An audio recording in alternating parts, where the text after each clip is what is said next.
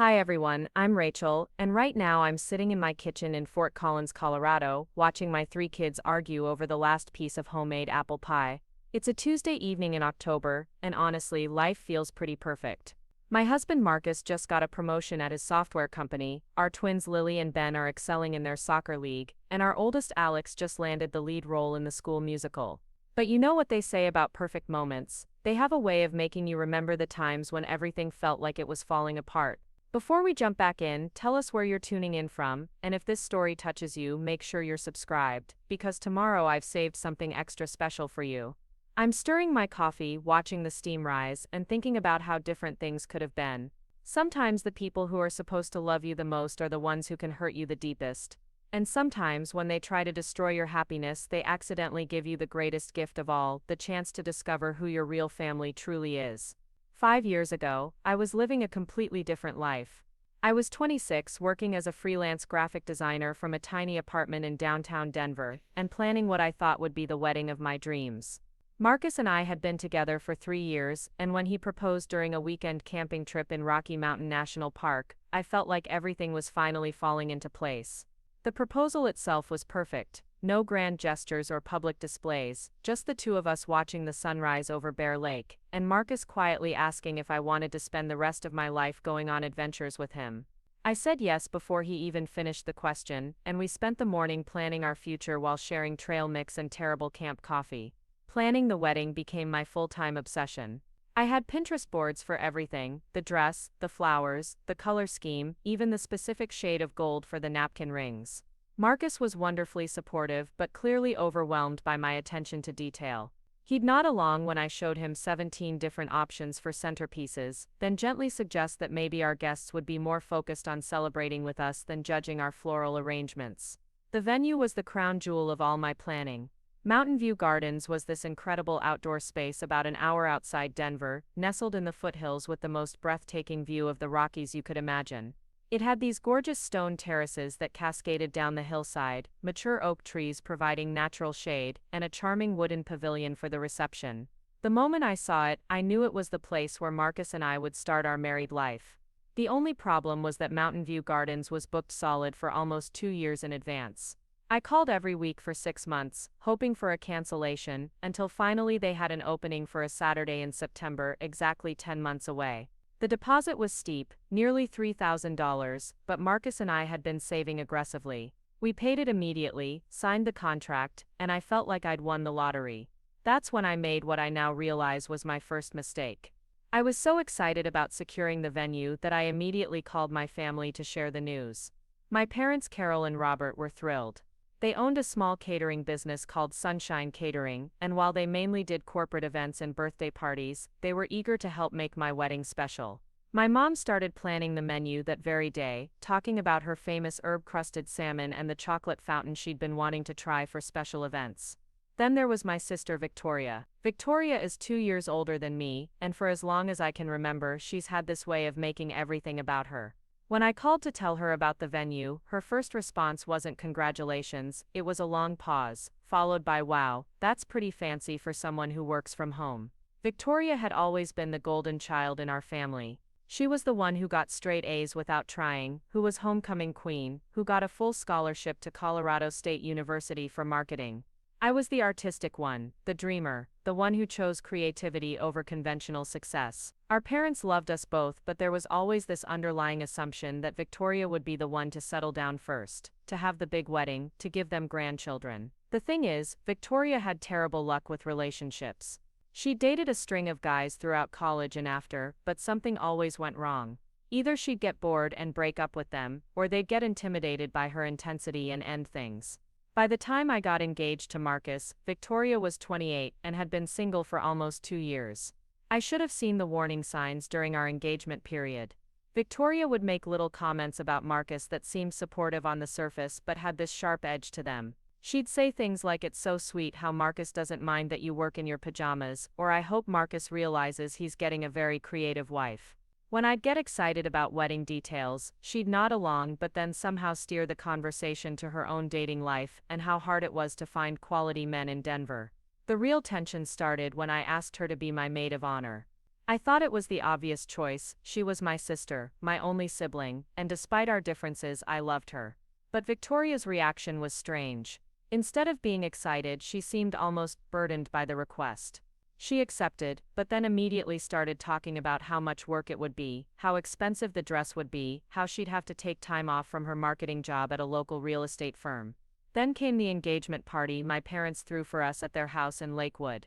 It was supposed to be a small casual gathering, just family and close friends, maybe 30 people total. My mom made her famous green chili enchiladas, my dad set up string lights in the backyard, and Marcus brought his parents, Linda and Thomas, who had driven up from Colorado Springs. The evening started beautifully. Everyone was laughing and sharing stories, Marcus was charming my relatives, and I felt surrounded by love and support. Linda and Thomas fit right in with my family, and I could see my parents relaxing as they realized their future in-laws were warm, genuine people who clearly adored their son. But then Victoria had too much wine. It started with small comments during dinner. When someone complimented my engagement ring, Victoria mentioned how she'd always preferred more classic styles. When Marcus told a funny story about our camping trip proposal, Victoria laughed and said something about how she'd always thought proposals should be more planned and romantic.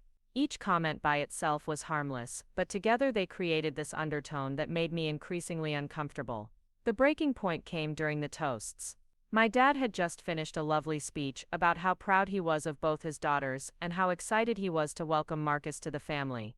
Marcus stood up to thank everyone for their support and love, and he was barely 2 sentences in when Victoria interrupted. "Actually," she said, swaying slightly and holding up her wine glass, "I have something to say too." The backyard got quiet, and I felt my stomach drop. There was something in Victoria's voice, a tone I recognized from childhood, the one that meant she was about to cause a scene. "I just think," Victoria continued, her voice getting louder, "that everyone's being very optimistic about this whole situation. I mean, Rachel's sweet and all, but marriage is serious business. It's not just about pretty venues and Pinterest boards. It's about compatibility and realistic expectations." The silence that followed was deafening. Marcus reached for my hand under the table, and I could see my parents exchanging worried glances. Linda looked confused, and Thomas was frowning at his plate. But Victoria wasn't done. "I'm just saying," she went on, "maybe we should all slow down a little bit. Rachel's never even lived with a guy before. She works alone all day. She's never had a real job, and now she thinks she's ready to be a wife. Some of us have more life experience, you know. Some of us understand what men actually need in a partner." That last comment hung in the air like smoke from a fire, and suddenly everyone was talking at once. My mom was trying to redirect the conversation, my dad was telling Victoria she'd had enough to drink, Marcus was starting to stand up, probably to defend me, and I was just sitting there, frozen watching my engagement party implode. But the worst part was what I saw in Victoria's eyes when she looked at Marcus. It wasn't just wine talking, and it wasn't just general sisterly concern. There was something else there, something hungry and desperate that made my blood run cold. Later that night, after everyone had gone home and Marcus and I were cleaning up, he pulled me aside. "Rachel," he said quietly, "I need to tell you something about your sister." My heart sank because I already knew what he was going to say. "During the party, when you were in the kitchen with your mom, Victoria cornered me by the garage. She started asking me all these weird questions about whether I was sure I was ready to settle down, whether I'd really thought about what I was getting into. And then," Marcus paused, running his hand through his hair. "Then she asked me if I'd ever wondered what it would be like to be with someone more worldly. I felt sick." "What did you say?" I told her I was completely happy with my choice and walked away. But Rachel, there was something about the way she was looking at me. "I think your sister has feelings for me." We talked about it for hours that night. Marcus was worried about causing problems in my family, but he wanted me to know what had happened. I was torn between being angry at Victoria and trying to convince myself that it was just the wine talking, that she was going through a rough patch and taking it out on me. Looking back now, I realize that night was when everything started to unravel. Victoria had shown her hand, and even though I tried to pretend everything was normal, the damage was done. From that moment on, every wedding planning decision became a potential battleground, every family gathering was tense, and every conversation with my sister felt like navigating a minefield. But I had no idea how far Victoria was willing to go to get what she wanted. I thought her attraction to Marcus was just an embarrassing family secret we'd have to manage. I never imagined she was already planning to destroy my wedding day entirely. The next few months were a whirlwind of planning and preparation. I threw myself into every detail, partly because I was genuinely excited, and partly because staying busy kept me from thinking too much about Victoria's behavior. Marcus and I met with the caterer, finalized the guest list, ordered flowers, and sent out save the dates. My parents were incredibly supportive, offering to help with costs and volunteering their catering services for the rehearsal dinner. Victoria, meanwhile, seemed to have bounced back from the engagement party incident. She apologized a few days later, claiming she'd been stressed about work and had drunk too much wine. She threw herself into maid of honor duties, helping me choose bridesmaid dresses and organizing my bachelorette party. For a while I thought maybe we'd weathered the storm. But there were still moments that made me uneasy. Victoria would make comments about how expensive everything was getting, how maybe we were being too ambitious for our budget. She'd suggest alternatives that were always cheaper, simpler, less special. When I'd get excited about details like the string quartet I'd hired for the ceremony, she'd sigh and say something about how most people wouldn't even notice the difference between live music and a good sound system. The worst part was how she treated Marcus. She was never outright rude to him, but there was this constant undercurrent of criticism disguised as concern. Preparing and narrating this story took us a lot of time, so if you are enjoying it, subscribe to our channel. It means a lot to us. Now back to the story. She'd ask him if he was sure he could afford all the wedding expenses on his software engineer salary. She'd make jokes about how he'd have to get used to living with someone who spent all day in art supplies and coffee shops. She'd even comment on his appearance, suggesting he might want to hit the gym more before the wedding photos. Marcus handled it all with incredible grace, but I could see it was wearing on him. He'd come home from family dinners quiet and tense, and when I'd ask what was wrong, he'd just say that Victoria made him feel like he was constantly being evaluated, and found lacking. The breaking point came exactly 6 weeks before the wedding. I was in full planning mode, confirming final details with all our vendors, when I got a call that changed everything. "Miss Johnson," the voice on the phone was professional but concerned. "This is Jennifer from Mountain View Gardens. I'm calling about your wedding on September 15th. "Yes," I said, immediately alert. "Is everything okay?" "Well, that's what I'm calling about. We received a call yesterday from someone claiming to be you, requesting to cancel your event. The caller said there had been a family emergency, and you needed to cancel immediately. They even had your contract number and personal information." My blood went cold. I never called to cancel anything. "My wedding is still on." "I was hoping you'd say that," Jennifer said, relief evident in her voice. The whole thing seemed suspicious. The caller was very insistent, and kept asking about our cancellation policy and whether the deposit was refundable. When I asked for verification, they hung up. "Do you know who called? Was it a man or a woman?" "Definitely a woman. She claimed to be Rachel Johnson, but something felt off about the whole conversation. I'm so glad I decided to call you directly." After I hung up, I sat in my apartment staring at my phone, my hands shaking. Someone had tried to cancel my wedding venue, and they'd had access to my personal contract information. There was only one person I could think of who would do something like that, and only one person who had access to my wedding planning documents. Victoria had a key to my apartment. I'd given it to her months ago, so she could help with wedding preparations, while I was out meeting with vendors. And just last week, she'd been over helping me organize RSVPs and vendor contracts. But surely my own sister wouldn't try to sabotage my wedding. Surely there was some other explanation. I called Victoria immediately. "Hey Rack," she answered, sounding perfectly normal. "What's up?" "Victoria, I just got the weirdest call from my wedding venue. Someone tried to cancel my wedding, claiming to be me. Do you have any idea who would do something like that?" There was a pause, just a beat too long, before Victoria responded. "Oh my God, that's terrible. Do you think someone's trying to steal your identity or something? You should probably call the police." Her concern sounded genuine, but something about her tone felt rehearsed, like she'd been expecting this call. "Victoria, you're the only person besides Marcus who has access to my wedding contracts. You don't know anything about this, right?" "Rachel." Victoria's voice went up an octave, full of hurt and indignation. "I can't believe you're accusing me of trying to sabotage your wedding. Why would I do something like that? I'm your maid of honor. I'm not accusing you," I said quickly, though we both knew I was. "I'm just trying to figure out what happened." "Well, it wasn't me," Victoria said firmly. "Maybe you should be more careful about where you leave your personal information. Or maybe Marcus mentioned something to someone at work. You know how guys can be about keeping things private. The conversation ended awkwardly, with both of us pretending to believe that everything was fine. But I knew it wasn't fine.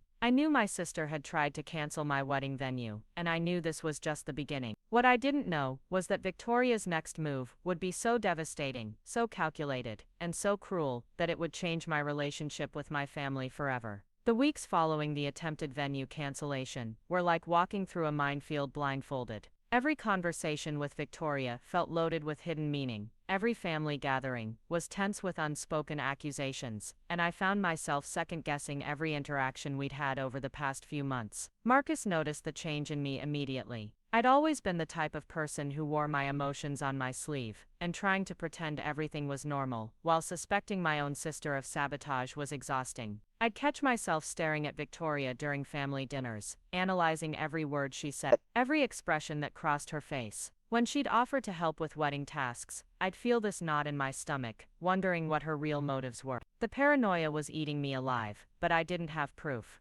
Victoria's explanation about identity theft was plausible enough, and when I mentioned my suspicions to Marcus, even he seemed uncertain. Maybe she's just going through something, he suggested one evening, as we walked through Washington Park. People act weird when they're stressed about their own lives. But then the second incident happened. I was meeting with our florist, Elena, at her shop in Cherry Creek to finalize the bouquet arrangements. We'd been working together for months, and I absolutely loved her vision for the wedding flowers. She'd proposed this gorgeous combination of white roses, eucalyptus, and these delicate blue delphiniums that would perfectly complement our color scheme. We'd already put down a deposit and confirmed the order for delivery to Mountain View Gardens on the morning of the wedding. Elena seemed nervous when I walked into her shop, fidgeting with her clipboard and avoiding eye contact. "Rachel," she said carefully, "I need to talk to you about your wedding flowers." My heart immediately started racing. "Is there a problem?" "Well, yesterday I received a call from someone saying they were calling on your behalf. They said you'd decided to simplify the flower arrangements significantly and wanted to change your order to just white roses, no eucalyptus, no delphiniums, no specialty flowers at all. They also said you wanted to reduce the number of centerpieces from 12 to 6. I felt that familiar cold dread washing over me. "Elena, I never asked anyone to call you about changing my flowers. I love the arrangements we planned." "That's what I was hoping you'd say," Elena said, looking relieved. The whole conversation felt strange. The person kept emphasizing how much money you'd save with the simpler arrangements, and they seemed to know details about your order. But when I asked specific questions about your vision for the wedding, they gave very vague answers. "Did they give you a name?" "They said they were your wedding planner, but I know you don't have a wedding planner." When I pointed that out, they claimed to be your maid of honor calling to help you cut costs. They said you were having second thoughts about the expense. The pieces clicked into place with sickening clarity. Victoria was the only person who knew the details of my flower arrangements. She'd been with me when I'd shown the family photos of Elena's sample bouquets, and she'd made several comments about how elaborate and expensive everything looked. "Elena, can you describe the voice? Did they sound young or older?" Elena hesitated. It sounded like a woman in her 20s or 30s. She had a very confident way of speaking, very authoritative, like she was used to getting her way. That was Victoria exactly. I thanked Elena for calling me directly, and assured her that our original flower order was exactly what I wanted. But as I drove home through afternoon traffic, my mind was racing. This wasn't just a coincidence anymore. Someone was systematically trying to sabotage my wedding, and that someone had detailed knowledge of all my vendor arrangements. When I got home, I did something I'd never done before. I went through my apartment looking for evidence. I checked my desk where I kept all the wedding planning documents, and sure enough, several contracts and vendor information sheets were slightly out of order. Nothing was missing, but someone had definitely been going through my papers. That evening, I called my parents to tell them what had happened. My mom, Carol, was horrified. "Rachel, honey, who would do something like this? Are you sure it's not just some kind of mistake or miscommunication?" "Mom, someone tried to cancel my venue, and now they've tried to change my flower order. Both times they had information that only family members would know. I think it's Victoria." The silence on the other end of the phone was deafening. Finally, my dad, Robert, spoke up.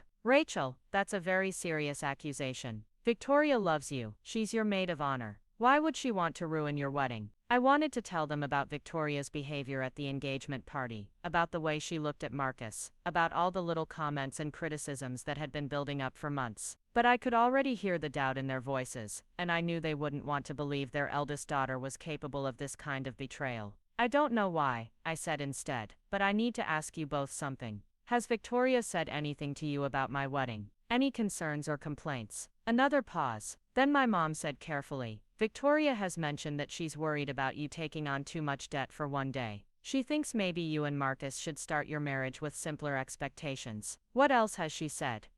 Well, my mom sounded uncomfortable. She's expressed some concern about whether Marcus is really ready for marriage. She thinks he seems a little immature for his age, and she's worried that you might be rushing into things.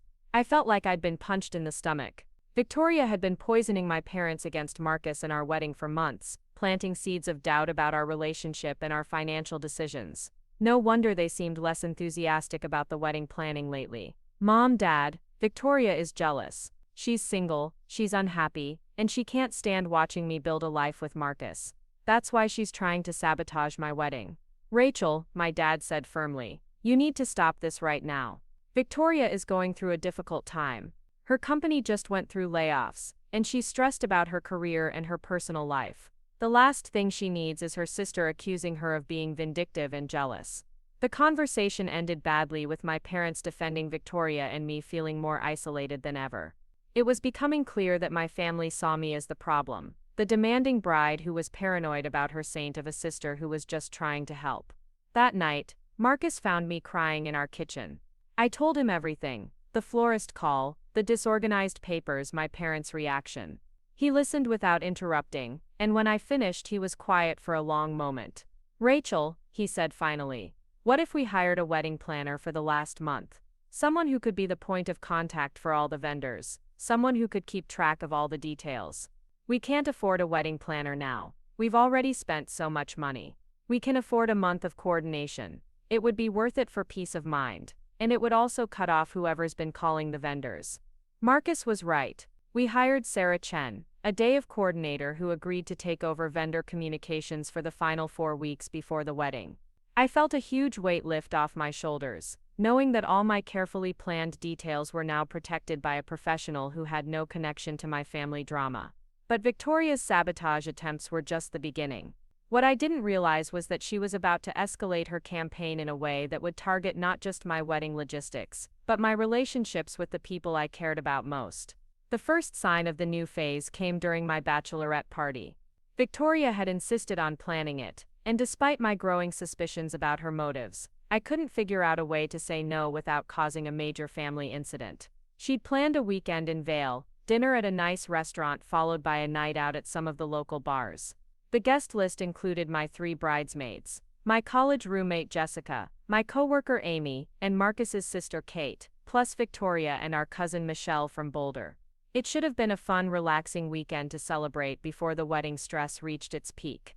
Instead, it turned into one of the most uncomfortable experiences of my life. Victoria had apparently decided that the bachelorette party was the perfect opportunity to share her concerns about my upcoming marriage with my closest friends. It started subtly during dinner, with little comments about how different Marcus and I were, how maybe opposites attract but similarities make marriages last. I just worry that Rachel's never really experienced independence, she said over appetizers, speaking to the table as if I wasn't sitting right there. She went from living with roommates in college to living alone, and now she's jumping straight into marriage. She's never really learned how to be on her own. Jessica, bless her heart, immediately pushed back. Rachel's been supporting herself as a freelancer for 3 years. That takes incredible independence and self-discipline. But Victoria was just getting started. Oh, I don't mean financially, I mean emotionally. Rachel's always been the type of person who needs someone to take care of her. First it was our parents, now it's Marcus.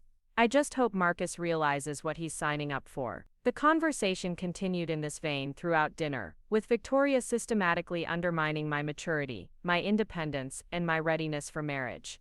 She presented every criticism as loving concern, but the message was clear: I was making a mistake and my friends should be worried about me. By the time we got to the first bar, the mood of the evening had completely shifted. Instead of celebrating, my friends seemed to be analyzing my relationship with Marcus, second-guessing decisions I'd made, and treating me like I needed their protection rather than their support. But the worst moment came at the third bar of the evening. Victoria had been drinking steadily, and her filter was completely gone. When Amy mentioned how excited she was to see Marcus and me get married, Victoria laughed bitterly. "You know what's funny?" Victoria said loud enough for half the bar to hear. "Marcus actually told me he's having second thoughts about the wedding." The music was loud, but our little group went completely silent. I felt like the floor had dropped out from under me. "What are you talking about?" I asked, my voice barely above a whisper. "A couple weeks ago, when he was over at Mom and Dad's house helping Dad fix the deck, he pulled me aside. He said he was feeling overwhelmed by all the wedding planning, and wasn't sure if he was ready for such a big commitment. He asked me what I thought he should do. I knew this was a lie. Marcus had been at my parents' house helping with deck repairs, but he'd come home excited about the project and full of stories about funny conversations with my dad. He'd never mentioned feeling overwhelmed or having doubts.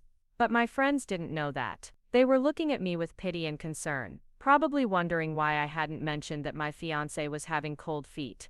"Victoria, that's not true," I said, trying to keep my voice steady. "Rachel, I know you don't want to hear this, but I think Marcus is just too polite to tell you directly. He's worried about hurting your feelings, but he's also worried about making the biggest mistake of his life." Kate, Marcus's sister, finally spoke up.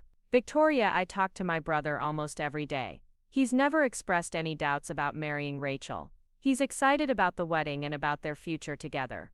Victoria turned to Kate with a patronizing smile. "Kate, I appreciate that you want to support your brother, but men don't always tell their sisters about their romantic concerns. Marcus specifically asked me not to say anything, but I feel like someone needs to look out for Rachel." The evening spiraled downward from there. By the time we got back to the hotel, half of my bachelorette party was convinced that my fiancé didn't really want to marry me, and the other half was angry at Victoria for creating drama. Jessica and Kate stayed up with me until 3 in the morning, reassuring me that Victoria was obviously lying, and that Marcus adored me. But the damage was done. What should have been a celebration of my upcoming marriage had turned into a referendum on whether my relationship was doomed to fail. The next morning, Victoria acted like nothing had happened. She was cheerful and affectionate, asking if I'd had fun and talking about how great it was to have sister bonding time. When I confronted her about the lies she'd told about Marcus, she claimed she'd been drunk and emotional, and that I was misremembering what she'd said. "I would never try to hurt you, Rachel," she said, looking wounded. "I'm your sister. I'm just worried about you because I love you." But I was done believing her explanations. I was done giving her the benefit of the doubt, and I was done protecting our family relationships at the expense of my own sanity. When I got home from Vail, I sat Marcus down and told him everything, not just about the bachelorette party, but about all of Victoria's behavior over the past few months. I told him about my growing certainty that she was the one calling the vendors, about the way she'd been undermining our relationship to our parents, about the pattern of jealousy and sabotage that was escalating as the wedding approached. Marcus listened to everything, and when I finished he was quiet for a long time. "Rachel," he said finally, "I think we need to consider removing Victoria from the wedding." I felt a mix of relief and terror. Relief because someone finally understood how serious this situation had become. Terror because removing my sister as maid of honor would create a family crisis that would overshadow everything else. "My parents will never forgive me," I said. "Your parents aren't marrying me." Marcus replied gently, "You are, and our wedding day should be about us, and our commitment to each other, not about managing your sister's jealousy and drama." He was right, but I still wasn't ready to take that step. I decided to try one more conversation with Victoria, one last attempt to salvage our relationship and get her to back down from whatever she was planning. I asked her to meet me for coffee at our favorite cafe in Lodo, the place where we'd spent countless hours talking about boys and dreams and future plans when we were younger. I was hoping that familiar setting might help us reconnect as sisters rather than adversaries. But the conversation didn't go at all the way I'd planned. "Victoria," I said carefully, "I need to ask you something, and I need you to be completely honest with me. Are you happy about my wedding?" Victoria looked genuinely surprised by the question. "Of course I'm happy for you. Why would you ask that?" "Because lately it feels like you're trying to talk me out of marrying Marcus. The comments to our parents, the things you said at my bachelorette party, it doesn't feel like support." Victoria was quiet for a moment, stirring her latte thoughtfully. When she looked up there was something different in her expression, something harder and more calculating than I'd ever seen before. Can I ask you something, Rachel? Do you really think you're ready to be a wife? The question caught me off guard. What do you mean? I mean, do you really understand what marriage is? It's not just a pretty party and a nice dress. It's about compromise and sacrifice, and putting someone else's needs before your own. It's about being a partner, not just a girlfriend with a ring. Victoria, I've been living with Marcus for 8 months. I understand what partnership looks like. Do you? Because from where I'm sitting, it looks like Marcus does most of the adult stuff while you focus on your art projects and your wedding Pinterest boards. When's the last time you cooked him dinner? When's the last time you helped him with his career goals instead of just talking about your own? Every word felt like a slap. Victoria was taking all of my insecurities about being a good partner and weaponizing them against me. Victoria, why are you saying this? Because I care about you, and I care about Marcus. He's a good guy and he deserves someone who's going to be a real partner to him, not just someone who looks good in a wedding dress. You think I'm not good enough for him? Victoria sighed, as if she was reluctant to voice what she really thought. I think you're still figuring out who you are, and maybe you shouldn't be making permanent decisions until you're more sure of yourself. I stared at my sister across the small table, realizing that this conversation wasn't about my readiness for marriage at all. It was about Victoria's conviction that she would be better for Marcus than I was. Victoria, I said quietly, do you have feelings for Marcus? The question hung in the air between us like a live wire. For a moment Victoria's careful composure slipped, and I saw something raw and desperate in her eyes. That's ridiculous, she said quickly. He's your fiancé. That's not an answer. Victoria was quiet for a long moment, and when she spoke again, her voice was barely above a whisper. I think Marcus is an incredible man. I think he's kind and intelligent and ambitious. I think any woman would be lucky to be with him. Including you, including me. The admission hung between us like a confession. But he chose you, Rachel. He chose you, and I have to live with that. I felt like I finally understood everything. Victoria's criticism, her sabotage attempts, her efforts to undermine my relationship, it all came from a place of deep, painful jealousy. She wasn't just unhappy about my wedding, she was in love with my fiancé. Victoria, you need to step down as my maid of honor. Her head snapped up, eyes flashing with anger. What? You can't be in my wedding if you're in love with my fiancé. It's not fair to any of us. Rachel, you're being ridiculous. I said I thought Marcus was a good man. That doesn't mean I'm going to steal him from you. Doesn't it? Haven't you been trying to convince everyone that I'm not right for him? Haven't you been trying to sabotage our wedding? Victoria's expression hardened. I've been trying to help you see reality. If you can't handle honest feedback about your relationship, that's your problem, not mine. The conversation ended with both of us angry and hurt, but I'd gotten the confirmation I needed. Victoria was in love with Marcus, and she wasn't going to stop trying to interfere with our relationship. That evening, I made one of the hardest decisions of my life. I called Victoria and told her she was no longer my maid of honor. I explained that I couldn't have someone who was actively working against my marriage standing next to me on my wedding day. Victoria's reaction was explosive. She screamed at me over the phone, calling me paranoid and selfish and accusing me of ruining our family over my own insecurities. She hung up on me, and within an hour my parents were calling. Rachel Elizabeth Johnson, my mother said, using my full name the way she had when I was in trouble as a child. What have you done? The conversation with my parents was brutal. They accused me of being jealous of Victoria, of creating drama where none existed, of being a bridezilla who couldn't handle stress. They said I was breaking Victoria's heart and embarrassing the family with my accusations. When I tried to explain about the vendor calls and the bachelorette party lies, they had explanations for everything. Maybe the vendor calls were misunderstandings. Maybe Victoria was just trying to help me save money. Maybe I'd misheard what she said at the bar. You're asking us to choose between our daughters, my father said. And that's not fair, Rachel. I'm not asking you to choose. I'm asking you to support my decision to have a peaceful wedding day. By excluding your sister, by protecting my marriage. The call ended with my parents saying they needed time to think about everything. But I could hear in their voice that they'd already made their choice, and it wasn't me. Over the next few days, the family drama escalated beyond anything I could have imagined. Victoria was apparently telling everyone who would listen that I'd kicked her out of the wedding because I was jealous of her relationship with our parents. She was painting herself as the victim of my wedding stress and unreasonable demands. Our extended family started taking sides. Some cousins called to ask what was really going on. Others sent messages of support to Victoria, condemning me for my treatment of my sister.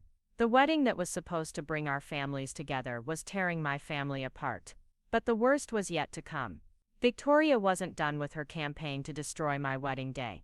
In fact, removing her from the wedding party had only made her more determined to prove that I didn't deserve the happiness I was trying to build. And her next move would be so devastating, so perfectly calculated to cause maximum damage, that it would change my relationship with my family forever. 3 weeks before the wedding, I thought I had everything under control. Sarah Chen, our day of coordinator, was handling all vendor communications. Jessica had stepped up to fill Victoria's role, and while it hurt to have my sister missing from such an important position, I felt relieved, knowing someone trustworthy would be standing beside me on my wedding day. Marcus and I were finalizing last-minute details, confirming the guest count, and starting to feel genuinely excited about our big day. That sense of security lasted exactly until Tuesday morning, when my phone started ringing at 7 a.m. The first call was from my great-aunt Linda from Grand Junction. "Rachel, honey," she said, sounding confused and concerned. "I just got the strangest message about your wedding. Is everything all right?" My stomach dropped. "What kind of message?" "Well, someone called yesterday evening, claiming to be you. They said the wedding had been moved to a different location because of problems with the original venue. They gave me some address in Westminster, and said I should ignore any other invitations I might receive because those were outdated." Westminster was 40 minutes away from Mountain View Gardens, in completely the opposite direction. If our elderly relatives drove there instead of to our actual venue, they'd miss the entire ceremony. "Aunt Linda, that wasn't me. Our wedding is still at Mountain View Gardens, just like the invitation says. Please don't go to Westminster." Oh my goodness, who would do such a thing? Should I call the other relatives and let them know? Before I could answer, my phone was beeping with another incoming call. Then another. By 9 a.m., I'd received 12 calls from confused family members, all reporting similar phone calls about a last-minute venue change. Some had been told the wedding was moved due to a kitchen fire at Mountain View Gardens. Others were told there had been a family emergency, and the ceremony was being relocated to accommodate the situation. Each caller described the same thing: a woman claiming to be me, speaking with authority and urgency, providing specific details about the new location, and emphasizing how important it was that they not go to the original venue. The woman had even known personal details about some of the relatives, mentioning their health issues, or asking about their grandchildren by name. By the time I called Sarah Chen, I was shaking with rage and panic. "Sarah, someone is calling our wedding guests and giving them fake information about a venue change. They're trying to make sure people don't show up to our actual wedding." Sarah was immediately in crisis management mode. "How many people have been contacted?" "At least 15 so far, and I'm still getting calls." "Sarah, whoever's doing this has access to our guest list with phone numbers. They know personal information about my relatives. This isn't some random prank." "Rachel, do you have any idea who might be doing this?" I didn't even hesitate. "My sister Victoria." Sarah had heard some of the family drama from me over the past few weeks, so she didn't seem surprised. "Okay, here's what we're going to do. I'm going to call Mountain View Gardens immediately to make sure they haven't received any cancellation attempts. Then I'm going to start calling vendors to confirm that no one has contacted them about changes. You need to call your immediate family and make sure they understand what's happening." "Sarah, how could Victoria get our guest list with phone numbers?" There was a pause. "Rachel, did you ever email the guest list to anyone? Or leave it somewhere accessible?" My heart sank as I remembered. 3 months ago, when Victoria was still my maid of honor, I'd emailed her a copy of the guest list so she could help me track RSVPs. The list included not just names and addresses, but phone numbers for out-of-town relatives, who might need to be contacted about travel arrangements. Victoria had everything she needed to systematically contact our wedding guests and convince them not to attend. The next few hours were a blur of damage control. Marcus came home from work early to help me call guests, and we spent the entire afternoon on the phone, reassuring confused relatives and confirming that our wedding was still happening at the original location. Some of the older relatives were so flustered by the conflicting information that they weren't sure which phone call to believe. Maybe we should just stay home, my grandmother said during one particularly heartbreaking conversation. I don't want to drive all that way if there's confusion about where to go. Grandma, please come to Mountain View Gardens. That's where Marcus and I are getting married. I promise you that's the right place. By evening, we'd reached everyone who had been contacted, but the damage to my mental state was severe. I felt violated and helpless, knowing that Victoria was out there somewhere, methodically working to destroy my wedding day, while I scrambled to undo the chaos she was creating. But that was only the beginning. The next morning brought a new crisis that made the guest confusion look like a minor inconvenience. Sarah called me at 8 a.m., her voice tight with stress. Rachel, we have a serious problem. I just got off the phone with Mountain View Gardens and they're threatening to cancel your wedding. What? Why? Someone called them yesterday afternoon claiming to be you and made some very specific accusations about their staff and facilities. According to the venue coordinator, this person lodged formal complaints about food safety violations, claimed that their event staff had been inappropriate with wedding parties, and threatened to report them to the health department and the Better Business Bureau. I felt like I was going to be sick. Sarah, I never called them. I've never had any problems with Mountain View Gardens. I know that, and I've been trying to explain that to them. But here's the thing, Rachel. Whoever called them knew details about your wedding that only you should know. They mentioned your specific menu choices, the timeline for the day, even the names of your bridesmaids. The venue coordinator is convinced it was really you calling. What did they say exactly? Sarah took a deep breath. The caller claimed that during a recent site visit, one of the male staff members made inappropriate comments to your maid of honor. They said the kitchen facilities looked unsanitary and that they were concerned about food poisoning at the reception. They also said they'd heard rumors about the venue double booking events and leaving couples stranded. Every accusation was perfectly calculated to terrify a venue that depended on their reputation. Mountain View Gardens had been in business for 15 years with a spotless record, and suddenly they were facing allegations that could destroy their livelihood. The venue coordinator is demanding that you come in person today to discuss these allegations. Sarah continued. If you can't prove that you didn't make those complaints, they're going to cancel your contract and keep your deposit. I was supposed to be picking up my wedding dress that afternoon and having a final fitting. Instead, I found myself driving to Mountain View Gardens with Marcus, armed with phone records and character references, trying to prove my innocence to people who should have been preparing for my celebration. Jennifer, the venue coordinator, looked exhausted when we met with her in the Gardens office. Rachel, I have to tell you, in 15 years of running wedding events, I've never had a bride call with complaints like these. The accusations were so specific and so damaging that we've had to launch an internal investigation. Jennifer, I promise you, I never made any of those calls. Someone is impersonating me to try to sabotage my wedding. But the caller knew things that only you should know. They mentioned that your bouquet has blue delphiniums, that you're having herb-crusted salmon for the main course, that your ceremony is at 4:30. How would someone else know those details? Marcus leaned forward. Jennifer, Rachel's sister has been trying to sabotage our wedding for weeks. She has access to all of our planning information, and she's been calling vendors trying to make changes to our orders. Jennifer looked skeptical. This is a pretty serious accusation to make against a family member.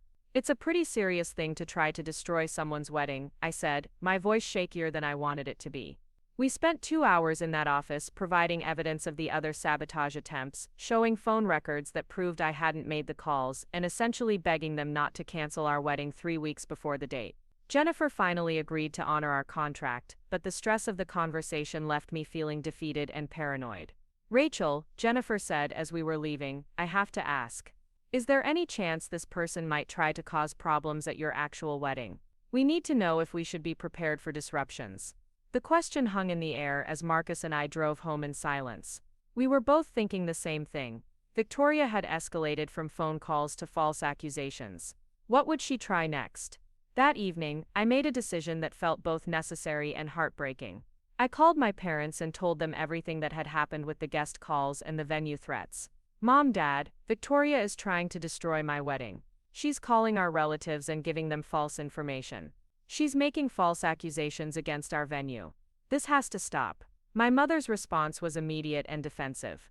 Rachel, you don't know that Victoria is behind these calls. Just because you're having problems doesn't mean you should blame your sister.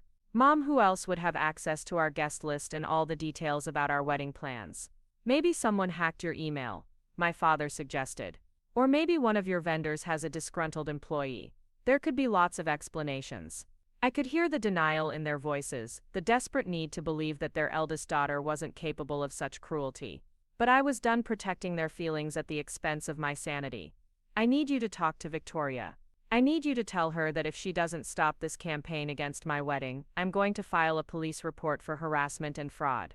The silence on the other end of the phone was deafening. Finally, my mother spoke, her voice cold in a way I'd never heard before. Rachel Elizabeth, I think you need to take a long look at yourself and ask why you're so determined to believe the worst about your sister. Victoria is heartbroken that you kicked her out of your wedding, and now you're accusing her of being some kind of criminal. This isn't the daughter we raised. You're right, I said, feeling something break inside my chest. The daughter you raised would have kept quiet and let Victoria destroy her wedding rather than cause family drama. But I'm not that person anymore. I hung up on my parents for the first time in my life. The next week passed in a haze of wedding preparations mixed with constant vigilance. Sarah and I implemented a security protocol where she would call me before making any changes requested by vendors, and we set up a code word system so that legitimate communications could be verified. Every day brought the fear that Victoria would find a new way to sabotage our plans. But Victoria was apparently just getting started.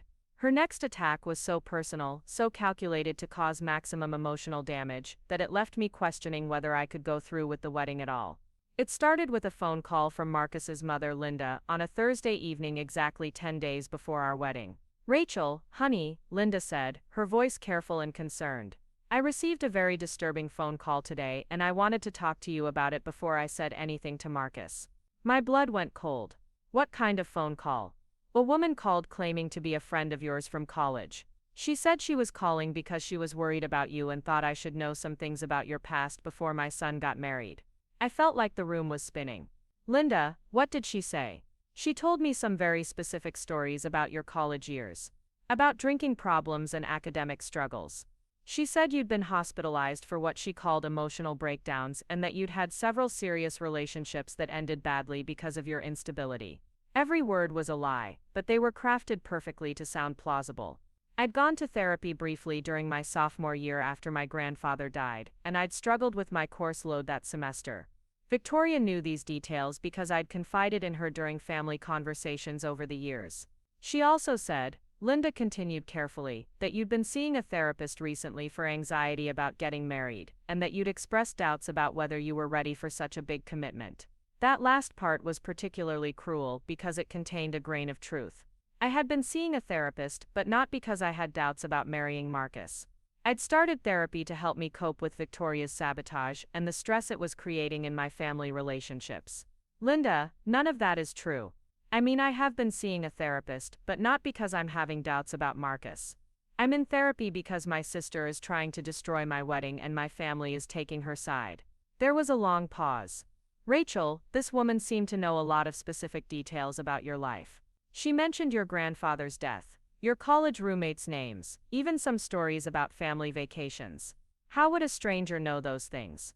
I started crying before I could stop myself.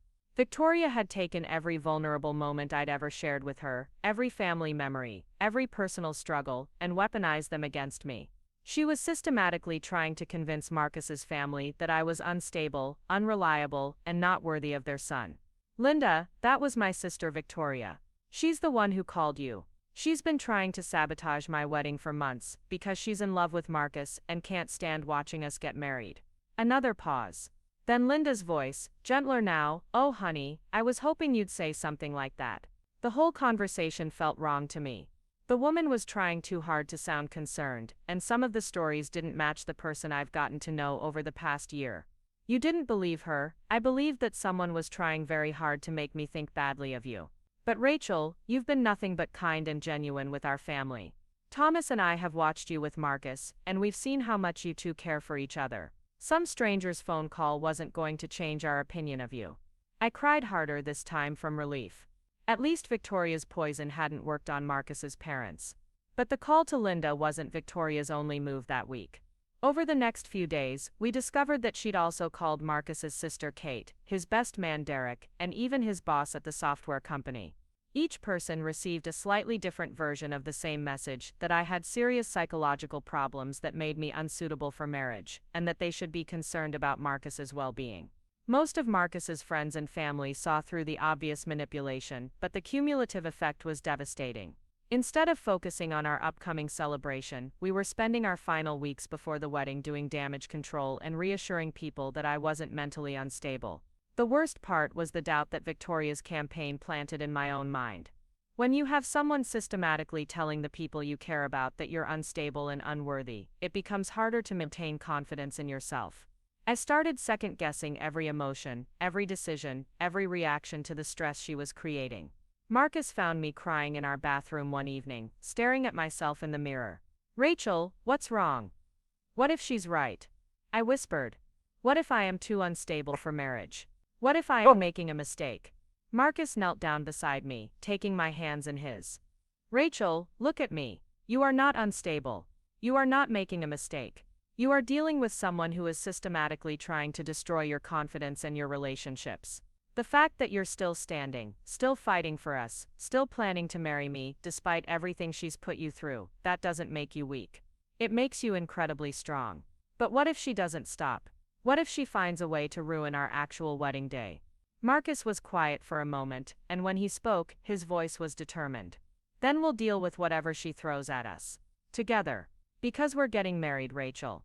No matter what Victoria does, no matter what chaos she creates, we're going to stand up in front of the people who love us and promise to build a life together.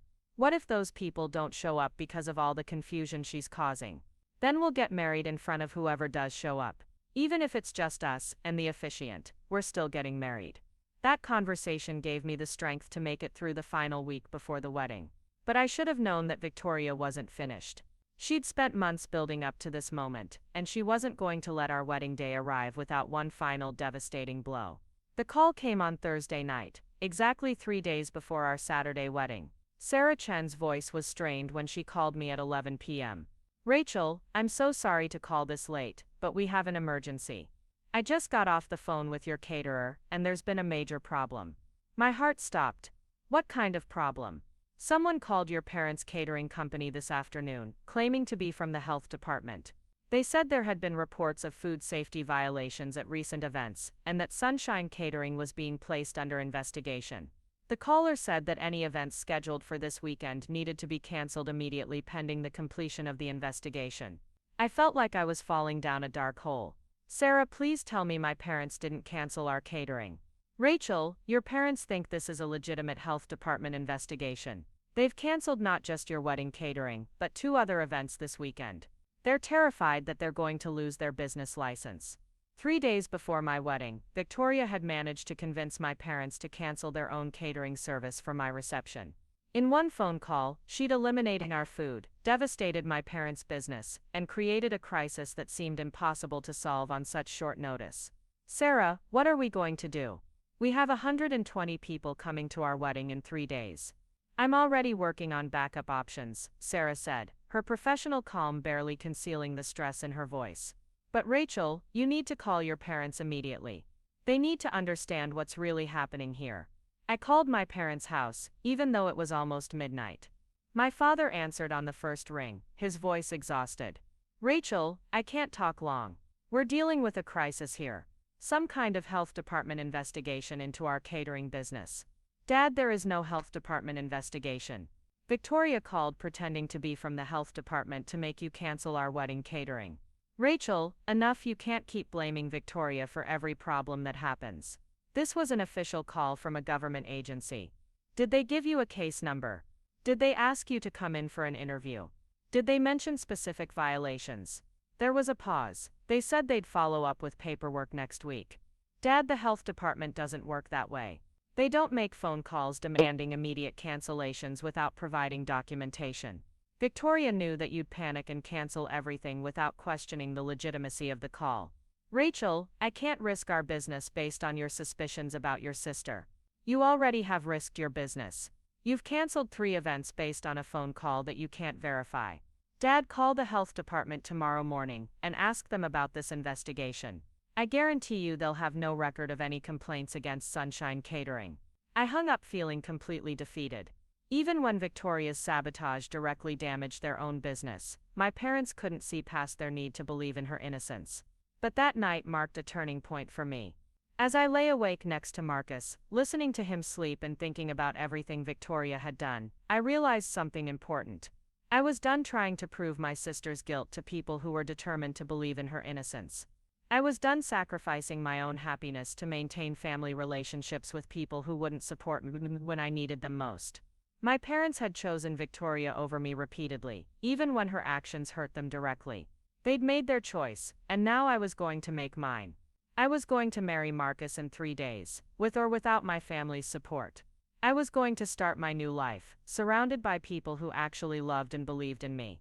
And I was going to stop letting Victoria's jealousy and manipulation control my happiness.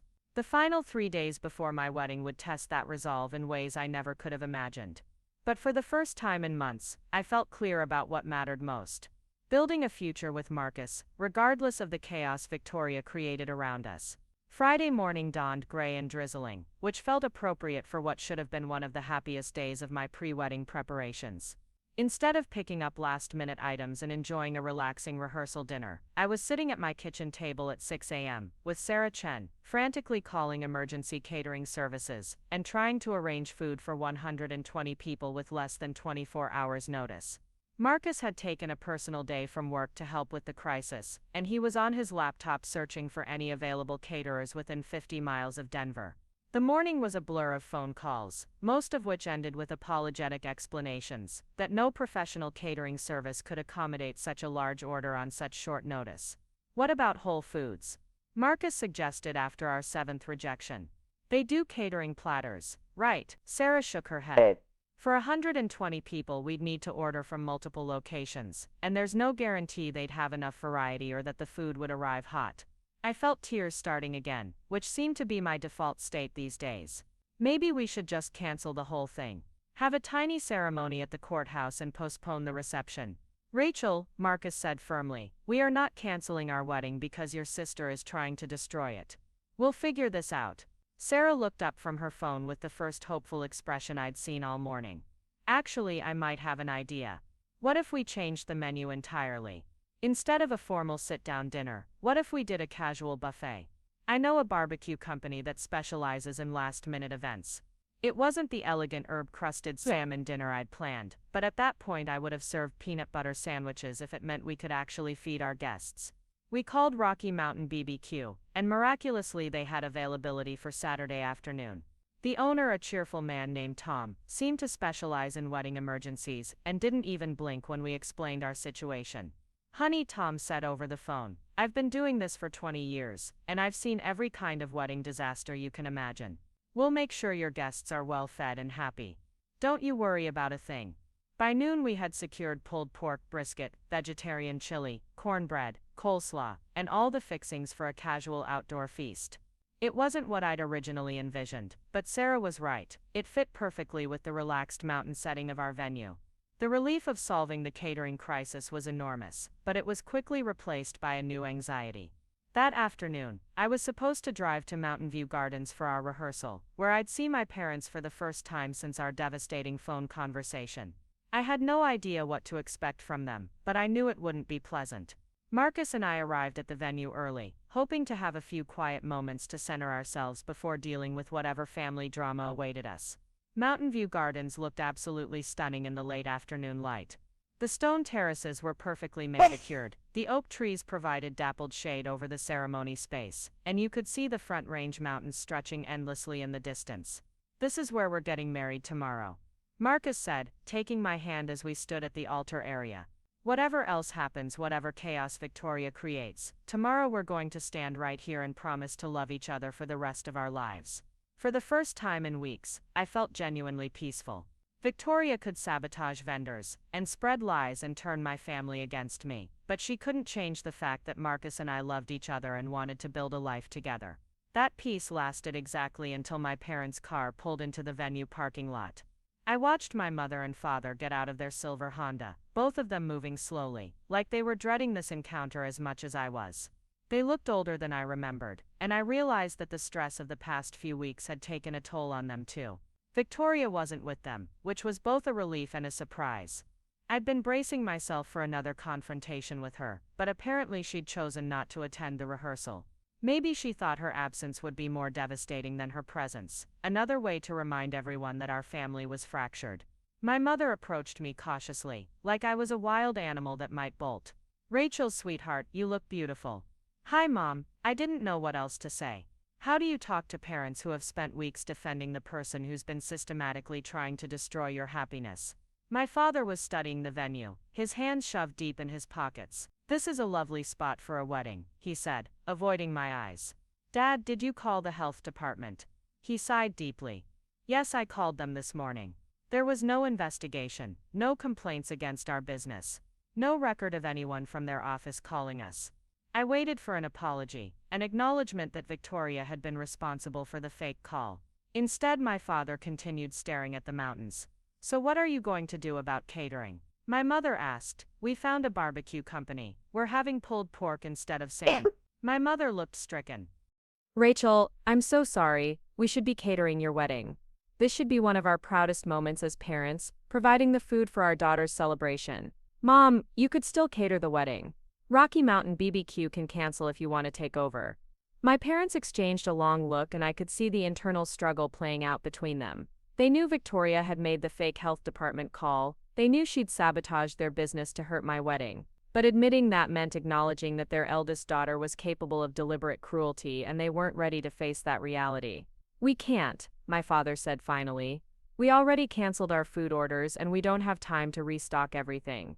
Maybe it's better this way." Translation: they still weren't willing to stand up to Victoria even when her actions had directly damaged their own livelihood. The rehearsal itself was awkward and stilted. Marcus's parents were warm and enthusiastic, trying their best to maintain positive energy despite the obvious family tension. My parents participated in the ceremony walkthrough, but they seemed distant and uncomfortable, like they were fulfilling an obligation rather than celebrating their daughter's marriage. The worst moment came when Reverend Matthews was explaining the processional order and asked about the parents' seating arrangements. "Typically, the bride's parents sit in the front left section and the groom's parents sit in the front right," he explained. "But I understand there may be some family complications." My mother spoke up before I could answer. "Reverend, we're not sure if we'll be attending the wedding tomorrow." The silence that followed was deafening. Marcus's parents looked shocked. Reverend Matthews seemed confused, and I felt like someone had punched me in the stomach. "You're not coming to my wedding?" I asked, my voice barely above a whisper. "Victoria is very upset about being excluded from the ceremony," my father said. "She feels like you've chosen Marcus's family over your own family and she's having a hard time watching you get married under these circumstances. So you're choosing not to come because Victoria is upset." "We're trying to avoid making this situation worse," my mother said. "Maybe it's better if we step back and let you have your day with the people who support your decisions." I stared at my parents in disbelief. Even after everything Victoria had done, even after the fake health department call that damaged their own business, they were still prioritizing her feelings over mine. They were willing to miss their own daughter's wedding rather than confront Victoria's destructive behavior. Marcus stepped closer to me, his hand finding mine. "Mr. and Mrs. Johnson," he said, his voice carefully controlled, "I want you to know that Rachel and I would love to have you at our wedding tomorrow. You're important to both of us and we hope you'll reconsider." "Marcus, you seem like a nice young man," my father said, "but this situation has gotten too complicated. Maybe after some time passes things will settle down." "What if they don't settle down?" I asked.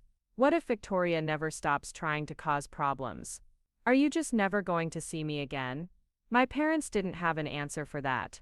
The rehearsal dinner was supposed to be a small, intimate gathering at a nearby restaurant. Marcus's parents had offered to host it, and under normal circumstances, it would have been a lovely evening of toasts and stories and laughter with our closest family and friends. Instead, it felt like a wake.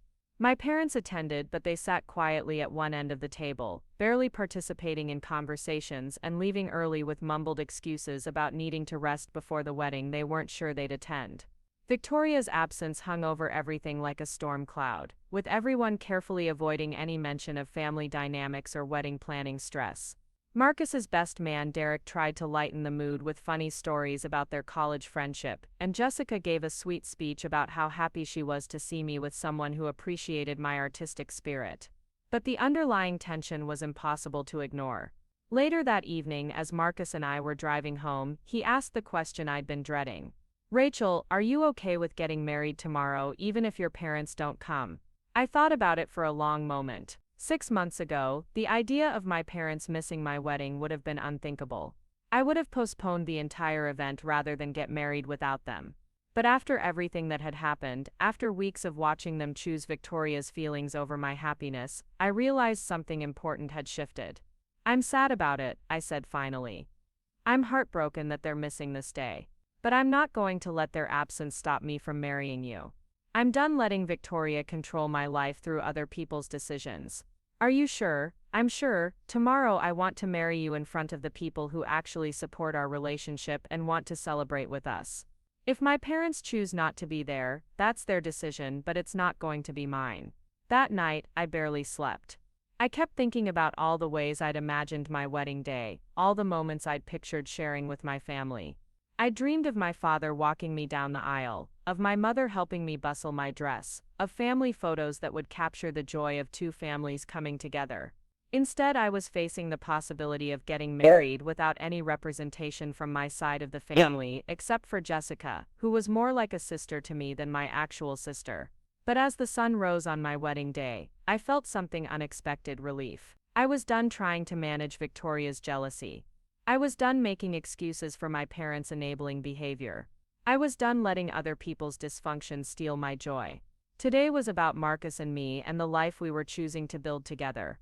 Sarah Chen arrived at my apartment at 8 a.m. with coffee, pastries, and a detailed timeline for the day. She'd arranged for a hair and makeup artist to come to my place, and she'd coordinated with the photographer to capture getting ready shots. How are you feeling? Sarah asked as she set up a command center on my dining room table. Nervous, excited, relieved, terrified, all at the same time. That sounds about right for a wedding day, she said with a smile. And Rachel, I want you to know that in 15 years of coordinating weddings, I've never seen a couple handle crisis situations with as much grace and unity as you and Marcus have shown.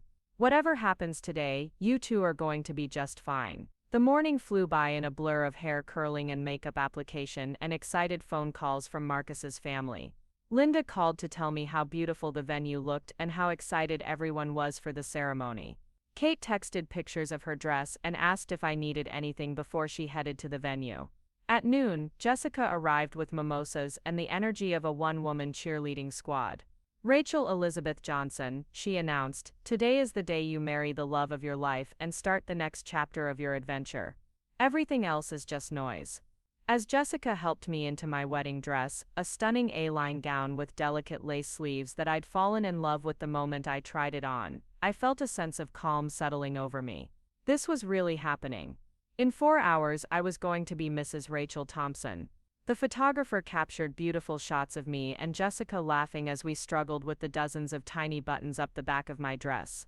She took pictures of my grandmother's pearl earrings, which were my something old, and the blue ribbon Jessica had sewn into my bouquet, which was my something blue. At 2:30 we loaded into Jessica's car for the drive to Mountain View Gardens. I was surprised by how calm I felt as we wound through the foothills toward the venue. Despite everything Victoria had done to try to sabotage this day, it was actually happening. But as we pulled into the venue parking lot, I saw something that made my heart stop. Victoria's car was parked near the entrance to Mountain View Gardens. Jessica, I said, my voice tight with panic. Oh. Victoria's here. Jessica followed my gaze and her expression hardened. Okay, here's what we're going to do. You're going to stay in the car while I go find Sarah and figure out what's happening. If Victoria tries to cause a scene, we'll handle it. What if she's here to apologize? What if she wants to make things right? Jessica gave me a look that said she thought I was being incredibly naive. Rachel, after everything she's done, do you really think Victoria is here to offer her support? I didn't answer, because we both knew the truth. Victoria wasn't here to celebrate my wedding. She was here for one final attempt to destroy it.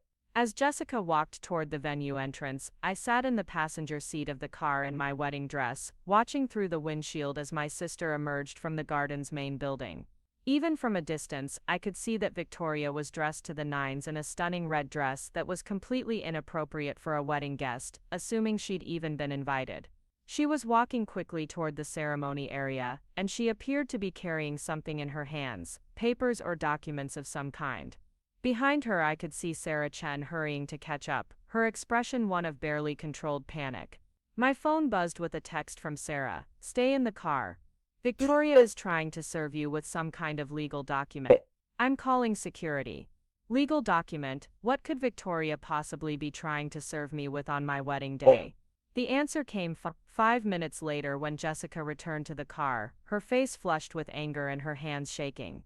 "Rachel, you're not going to believe this. Victoria has filed for a temporary restraining order against you, claiming that you've been harassing and threatening her. She's trying to have you arrested on your wedding day." The restraining order was printed on official courthouse letterhead, but it was filled with lies so outrageous they would have been funny if they weren't being used to try to destroy my wedding day. According to the document, I had been systematically harassing and threatening Victoria through phone calls, emails, and social media messages. It claimed I had made violent threats against her physical safety and had engaged in stalking behavior that caused severe emotional distress. Every single allegation was fabricated, but Victoria had clearly spent time crafting a convincing narrative. She'd included dates and times of supposed incidents, screenshots of what appeared to be threatening text messages, and even a statement from a witness who claimed to have overheard me making threats against Victoria's safety. Jessica read through the document with growing incredulity. "Rachel, this is insane. These text messages are obviously fake. The phone number isn't even yours. And look at this witness statement. It's signed by someone named Jennifer Walsh. Do you know anyone by that name?" I shook my head, studying the signature. Something about the handwriting looked familiar, but I couldn't place it. Sarah Chen appeared at the car window, slightly out of breath. "Rachel, I've called our venue's legal counsel, and they're on their way. I've also contacted the local sheriff's office to verify whether this restraining order is legitimate. Something about the whole situation feels wrong. Can they actually arrest me based on this?" "Not without proper verification," Sarah said. "But Victoria is demanding that venue security escort you off the property. She's claiming that your presence here violates the restraining order and puts her in immediate danger." I looked toward the ceremony area, where I could see guests beginning to arrive. Marcus's grandparents were being helped to their seats by his cousins. My college friends were taking photos by the oak trees. People who had traveled hundreds of miles to celebrate with us were gathering for a wedding that might not happen because my sister had filed false legal documents. Where is Victoria now? She's in the venue office with the manager, demanding that they cancel your event immediately. She's telling them that hosting your wedding would make them complicit in violating a court order. I felt that familiar rage building in my chest, the same fury that had sustained me through weeks of Victoria's sabotage. But this time, instead of feeling helpless, I felt something else. Absolute clarity. "Sarah, I need you to call Marcus and tell him what's happening. Then I need you to stall Victoria however you can until the sheriff gets here. Jessica, I need you to drive me to the courthouse." "Rachel, what are you thinking?" "I'm thinking that Victoria made a critical mistake. She filed this restraining order yesterday, which means there's a paper trail of when and how it was submitted. And I'm thinking that I have phone records, text message logs, and witness statements that will prove every allegation in this document is false."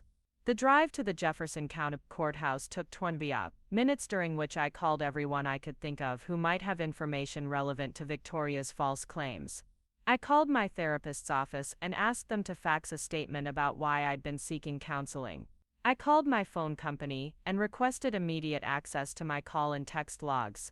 I even called Derek, Marcus's best man, who was also a lawyer, and asked him to meet us at the courthouse. Derek was waiting in the courthouse lobby when Jessica and I arrived, still in my wedding dress and veil, which drew more than a few curious stares from courthouse staff. "Rachel, I've reviewed the restraining order, and I have good news and bad news," Derek said as he led us to a consultation room. The bad news is that this was filed through the emergency process, which means a judge signed off on it based solely on Victoria's testimony without requiring additional evidence. The good news is that the allegations are so clearly fabricated that we should be able to get it dismissed immediately. Derek had already started working on an emergency motion to dissolve the restraining order. He'd gathered character references from Marcus, Jessica, and several of our mutual friends. He'd also identified several obvious inconsistencies in Victoria's documentation. "Look at this," Derek said, pointing to the fake text messages Victoria had submitted. "She claims you sent these threatening messages from your phone number, but the screenshots show an iPhone interface, and you have an Android phone. The message timestamps also show conversations happening simultaneously from different locations, which would be impossible. But the most damning evidence came from the witness statement signed by Jennifer Walsh." Derek had cross-referenced the name with public records and discovered that Jennifer Walsh was the name of Victoria's roommate from college, who had moved to California 5 years ago and had no connection to our current situation. "Rachel, I think your sister forged this witness statement using her old roommate's name, assuming no one would bother to verify it." Within an hour, Derek had assembled a comprehensive rebuttal to Victoria's restraining order. "We had phone records proving I hadn't made the calls Victoria claimed. We had email logs showing no threatening communications. We had witness statements from Marcus, Jessica, and even Sarah Chen describing Victoria's actual behavior over the past few months." The emergency hearing was scheduled for 3 p.m., exactly 1 hour before my wedding ceremony was supposed to begin. Judge Patricia Morrison was a no-nonsense woman in her 60s who clearly didn't appreciate having her Saturday interrupted by what appeared to be a frivolous legal filing. She listened to Victoria's lawyer present the restraining order request, then turned to Derek with a skeptical expression. "Mr. Patterson, I understand you're representing the respondent in this matter, and that you've prepared a counter-motion." Derek stood and presented our evidence systematically. He showed the phone records proving I hadn't made threatening calls. He demonstrated the technical impossibilities in Victoria's fake text message screenshots. He presented the character references and explained the pattern of sabotage that had led to this moment. But the most powerful moment came when Derek asked Judge Morrison to compare the signature on the witness statement with Victoria's signature on the witness statement with Victoria's signature on the original restraining order application. "Your Honor, I believe the petitioner forged this witness statement using the name of a former roommate who lives in California and has no knowledge of these alleged incidents." Judge Morrison studied the signatures for a long moment, then looked directly at Victoria. "Johnson, can you explain why the handwriting on this witness statement appears to match your own signature?" Victoria's lawyer whispered something to her and she shook her head. "I don't know anything about handwriting analysis, Your Honor. Jennifer Walsh is a friend who witnessed these incidents." "Miss Johnson, are you aware that providing false testimony in a court proceeding is perjury, which is a felony offense?" The color drained from Victoria's face.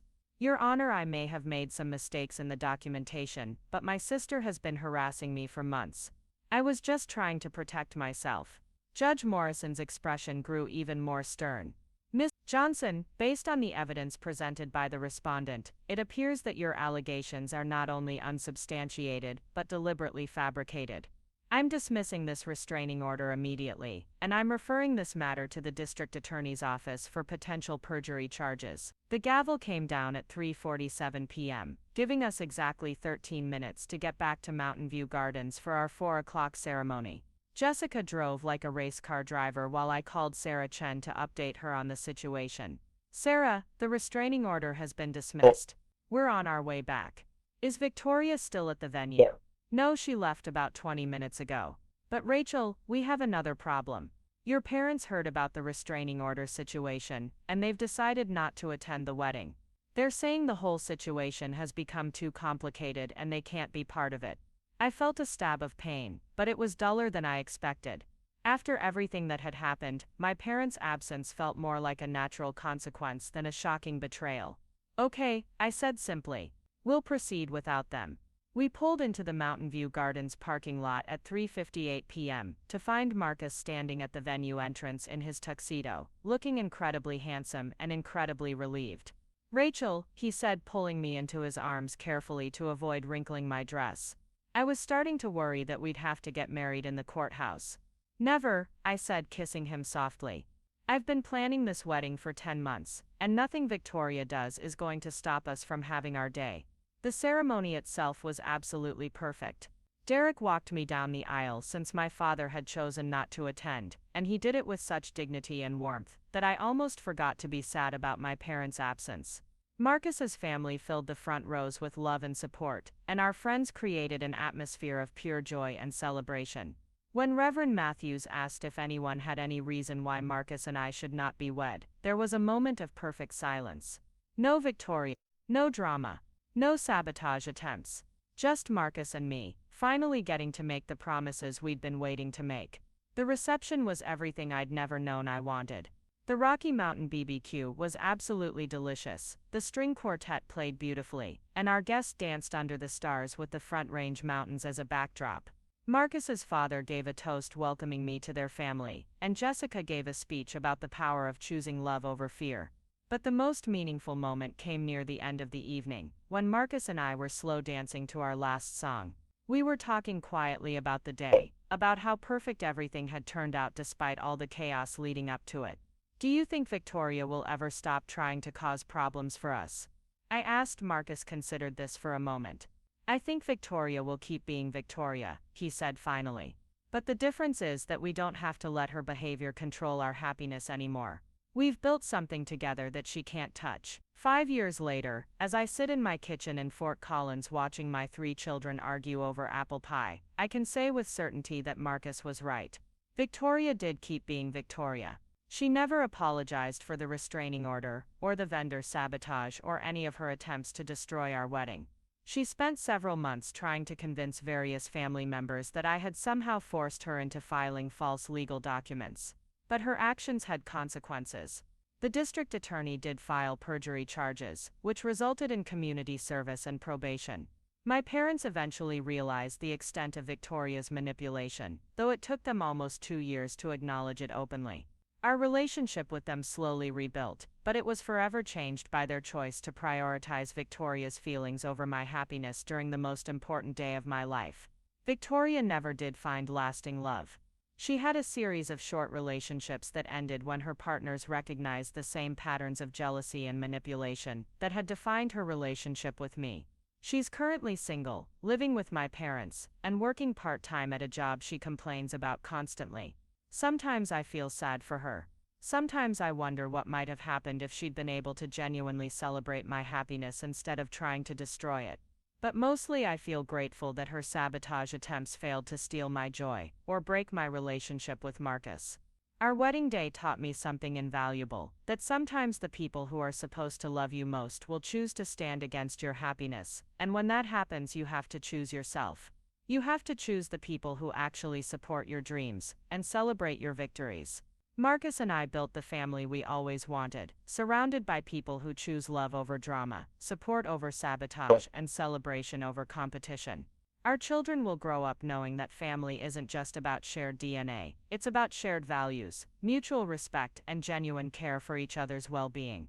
And sometimes late at night, when the house is quiet, and I'm reflecting on how different my life could have been, I actually feel grateful to Victoria.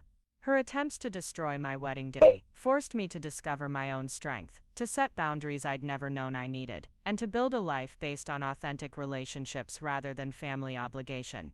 The wedding she tried so hard to ruin became the foundation of the happiest chapter of my life. Up next, you've got 2 more standout stories right on your screen. If this one hit the mark, you won't want to pass these up. Just click and check them out.